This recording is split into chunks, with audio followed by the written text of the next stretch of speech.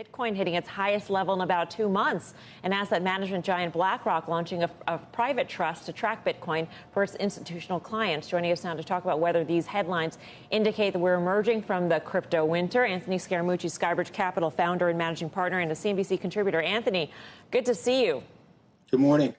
I think the last time we talked to you, one of your funds, Legion, had just suspended redemptions. And so I guess, the flip side of this, Anthony, is are you starting to see investor interest once again? Because that would seem to be a real sign that crypto winter, the end is near. Well, the short answer to that is yes, but I think the longer answer, as the liquidity re-enters that market, of course, will release that suspension. So that's good news there. And again, it was what I said a few weeks ago. I just want to caution people to see through the current environment. You're getting better than expected inflation data. Before I came on this morning, Melissa, I was just looking at the fourth quarter 2019 GDP numbers, the inflation and unemployment numbers.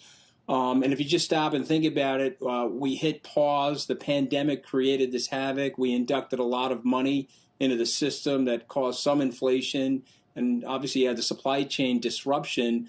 But you could very well get back to that fourth quarter 2019, which was a very strong economy, low unemployment, and benign inflation. That's probably 6 to 12 months away. And I think the market's starting to realize that.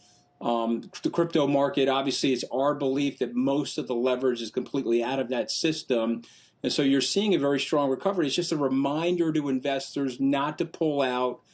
Fight their own fear, stay patient, and stay long term. We've had a 45% bounce in our coin fund since I last saw you. Obviously, since the bad news hit, that seemed to be the bottom. We'll have to wait and see. Mooch, great to see you.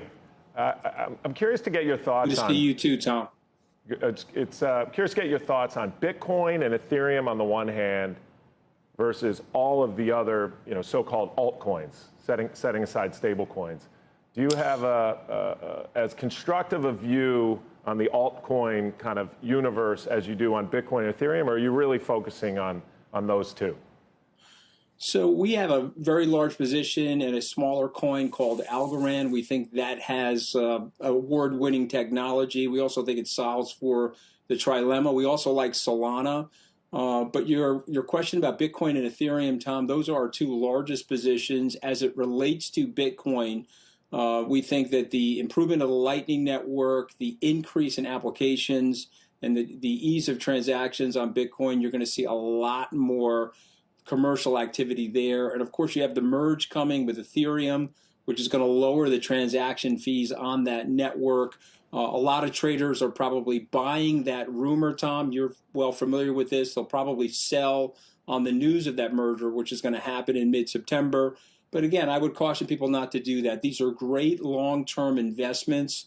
In the next 6 years, if we're right, if Bitcoin goes to $300,000 a coin, it will not matter whether you bought it at $20,000, $60,000. It's really not going to matter. And I'm just cautioning people, the future is upon us. It's happening sooner than I thought. The BlackRock news, I know you're looking at that. I'm looking at that saying, okay, finally Larry Fink is seeing the institutional demand.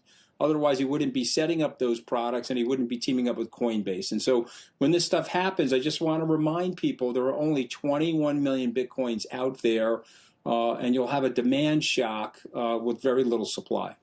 So, Anthony, for Ethereum specifically, it sounds like long-term you're a believer, but short-term there is a trade that will likely happen. Is the coin fund trading around that at all? Actually, no. We're long it. I'm trying to condition clients to just stay in there. There's no reason for us to create that friction. I think you and I know, Melissa, and I've seen you talk about this on Fast Money. If you're out of the market for the 10 best days, you've reduced your return from like a 7.5% return to a 2% return. That's the overall stock market. And so I don't want to start herking and jerking the portfolio based on emotion. Again, we're up 45% since we last spoke. We did nothing but hold the positions and stick to our discipline. I think that's the message I'm trying to send to investors. See through this. There's a lot of short-term people. There's a lot of research departments in different wirehouses that have knee-jerk reactions to things and they get overly emotional. We're trying to tell people just relax, see through this. We see a pretty optimistic scenario for Bitcoin, Ethereum, Solana, and Algorand over the next 12 to 24 months.